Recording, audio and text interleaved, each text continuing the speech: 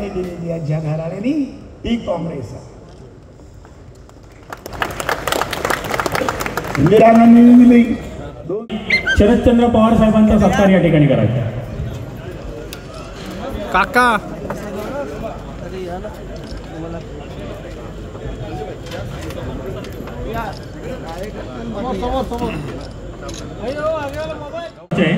मी गेले 5 वर्ष या संविधानाच्या रक्षेसाठी महाराष्ट्राच्या कानाकोपऱ्यामध्ये फिरून आपले भाजपला हद्दपार आणि तडीपार करायला सज्ज झालेले आपण सगळेजण आहोत. इथे मंचावर अनेक सर्वांना विनंती आहे की या साईडच्या थोड्याशा खुर्च्या ते उभं राहण्यापेक्षा बसून घ्या. नंतर 2 तास असून सभा चालणार आहे. काही मंडळी तिथे उभी आहेत आणि ह्या समोरच्या खुर्चीवर बसून घ्या. क्योंकि हमारे मुंह में तुम्हारी जुबान थोड़ी है. हमारे मुंह में जो है की लड़ाई है, वो उम्मीदवार दिल्ली में बैठने वाला है पंत प्रधान की पोस्ट पे. अगर आप चाहते हो कि आपके साथ पिछले 10 सालों में जो हुआ है वो हो जाए, अपने हिस्से में समुंदर नहीं आने वाला. प्यास कहती है अब रेत निचोड़ी जाए, अपने हिस्से में समुंदर नहीं आने वाला. अपने घर की हिफाजत हमें खुद ही करनी है, अब फरिश्तों का लश्कर नहीं आने वाला. बहुत बहुत शुक्रिया, थैंक यू. आगे देख होता है क्या, डरता है क्यों. मेरे दोस्तों, जो लड़ाई हम लड़ने जा रहे हैं, इस लड़ाई की अहमियत को आप समझें. ये कोई अनंत गीते की लड़ाई नहीं है, कोई सुफियान वनु की लड़ाई नहीं है, किसी और व्यक्तिगत किसी व्यक्ति की लड़ाई नहीं है. ये आखिरी सफ में बैठा हुआ, आखिरी लाइन में खड़ा हुआ एक भारतीय नागरिक है, उसकी लड़ाई है.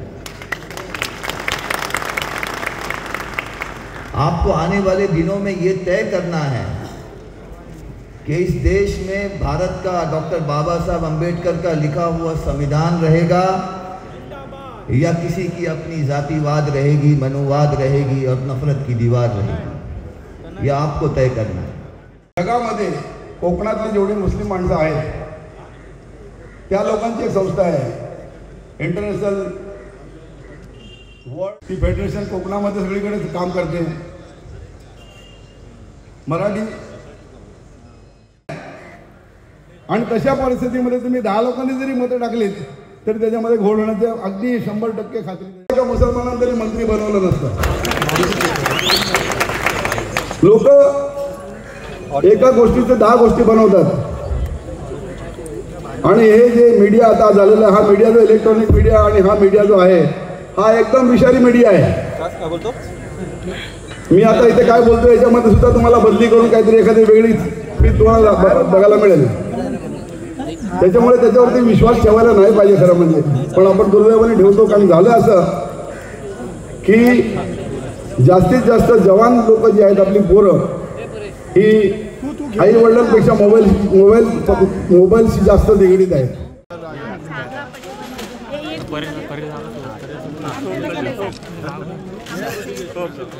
ज्यावेळेला देशाचे पंतप्रधानच जाहीर करतात की 80 कोटी जनतेला आम्ही मोफत अन्नधान्य देऊ, तेव्हाच या देशाचे पंतप्रधान हे मान्य करतात की या देशातली 80 कोटी जनता ही दारिद्र्य रेषेच्या, गरिबी रेषेच्या खाली आहे, की ज्यांना 2 वेळचं अन्नसुद्धा मिळणं मुश्किल आहे. आणि अशा या 80 कोटी जनतेला, दारिद्र्य रेषेखाली असलेल्या जनतेला मोफत अन्नधान्य देणारे प्रधानमंत्री स्वतःला विश्वगुरू मानतात. ही खरी म्हणजे लोकशाहीची सर्वात मोठी थट्टा आहे. Okay, thank you sir. आजची ही माझ्या प्रचाराची सभा मोरब्यामध्ये संपन्न झाली. राष्ट्रीय नेते शरद पवार साहेब यांच्या उपस्थितीमध्ये, त्यांच्या मुख्य मार्गदर्शनाखाली खरं म्हणजे आजच्या या प्रचार सभेने माझ्या विजयावरच शिक्कामोर्तब केलेलं आहे.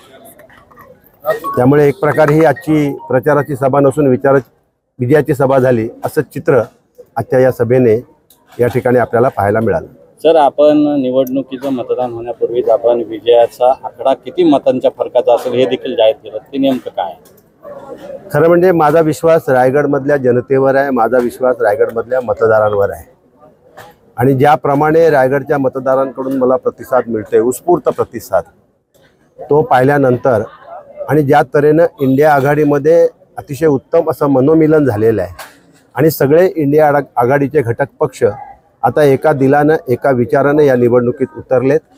अगदी सांगायचं झालं स्पष्ट तर मी उमेदवार जरी असलो तरी माझ्यापेक्षा अधिक वेगानं भाई जयंत पाटील हे या प्रचारामध्ये पुढे धावताना पाहायला मिळत आहेत. त्याचप्रमाणे काँग्रेसही तितक्याच सक्षमपणे उतरलेली आहे. पवारसाहेबांची राष्ट्रवादी काँग्रेससुद्धा तेवढ्याच ताकदीनं उतरलेली आहे आणि आम आदमी पार्टीसुद्धा त्याच ताकदीने या ठिकाणी उतरलेली आहे. आणि मग शेवटी सगळी ही ताकद एकत्र आल्यानंतर या इंडिया आघाडीची वज्रमुठ निर्माण झालेली आहे आणि मग या वज्रमुठीच्या या प्रहाराखाली विरोधक इथे बिलकुल टिकणार नाही आहेत आणि त्यामुळे ही निवडणूक एकतर्फी होईल आणि या निवडणुकीत किमान 2 लाखपेक्षा अधिक मताधिक्याने माझा विजय होईल.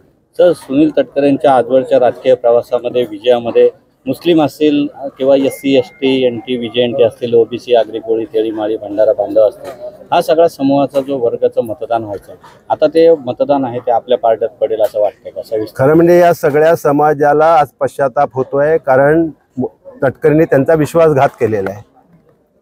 ज्यांनी तटकरेंना मोठं केलं, ज्यांनी तटकरेंना या रायगडची ओळख करून दिली, ज्यांनी तटकरेंना या देशात ओळख करून दिली त्या सर्व घटकांचं मग ते मुस्लिम समाज असो, दलित समाज असो, SC STचा समाज असो, या सर्व समाजांचा विश्वासघात तटकरेंनी केलेला आहे आणि मग या विश्वासघातक्याला धडा शिकवण्याचा निर्धार या निवडणुकीत या जनतेनं केलेला आहे.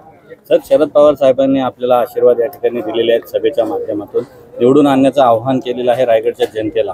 उद्धव ठाकरे साहेबांची सभा मोठी होणार आहे का? काय कसं नियोजन? 5 तारखेला शेवटची प्रचाराची सभा अलिबाग येथे संपन्न होणार आहे. जी सभा शिवसेनेचे पक्षप्रमुख उद्धव बाळासाहेब ठाकरे यांची आहे आणि त्या सभेमध्ये सुद्धा शेका पक्षाचे नेते भाई जयंत पाटील असतील, मी काँग्रेसच्या देखील वरिष्ठ नेत्यांना त्या ठिकाणी आणण्याचा प्रयत्न करतोय, राष्ट्रवादी काँग्रेसच्या देखील वरिष्ठ नेत्यांना त्या ठिकाणी आणण्याचा प्रयत्न करतोय. शेवटची सभा हा मास्टर स्ट्रोक असेल.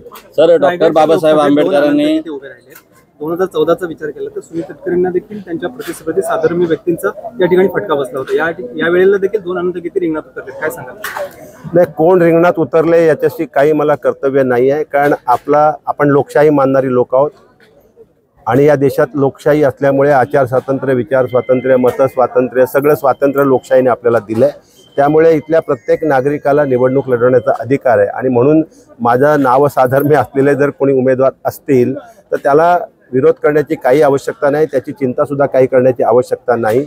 या रायगडच्या जनतेनं माझ्यावर मनापासून प्रेम केलेलं आहे. रायगडच्या जनतेला अनंत गंगाराम गीते हे अतिशय चांगल्या परिचित आहेत आणि म्हणून रत्नागिरी आणि रायगड या 2 जिल्ह्यांनी सलग 6 वेळा खासदार म्हणून मला आपलं प्रतिनिधित्व दिल्लीत संसदेत करण्याची संधी दिलेली आहे आणि आता 7व्यांदा विक्रमी मताने रायगडचा मतदार ही मला संसदेमध्ये रायगडचं प्रतिनिधित्व करण्याची संधी देईल आणि म्हणून नामसाधर्यामुळे मला कोणत्याच साधर्म्यामुळे मला कोणाची चिंता किंवा काळजी वाटण्याचं अजिबात कारण नाही. सर, डॉक्टर बाबासाहेब आंबेडकरांनी संविधानिक मूल्यातून जो सर्वश्रेष्ठ असा मताधिकार आपल्याला दिलेला आहे, जनशक्ती असेल, धनशक्ती असेल, निवडणुकीमध्ये मोठ्या प्रमाणावर पैशाचा पाऊस या ठिकाणी पडतो. जनमत जे आहे जरी आपल्या बाजूने असले तरी तसं धनशक्तीचा जर वापर झाला तर आपल्याला त्याचा फटका बसेल का? काय सांगाल या संदर्भात? या वेळेला कुठल्याही शक्तीचा प्रभाव पडणार नाही कारण निर्णय हा जनतेनं घेतलेला आहे, मतदारांनी घेतलेला आहे. त्यामुळे कुठल्याही शक्तीचा प्रभाव पडणार नाही. राष्ट्रीय स्तरावर जर या निवडणुकीचा विचार केला तर चित्र एकदम स्पष्ट आहे. मी तेवढ्याच करता माझ्या भाषणात उल्लेख केला होता की कदाचित या निवडणुकीत मोदी विरोधी सुनामी येईल. हा विचार केवळ मी इथे टाळ्या घेण्याकरता नव्हता मांडला तर या निवडणुकीतलं चित्र इतकं स्पष्ट आहे की ही लोकसभेची निवडणूक या देशात भारतीय जनता पक्ष विरुद्ध भारतीय जनता अशी ही निवडणूक होणार आहे आणि भारतीय जनतेचा विजय होईल.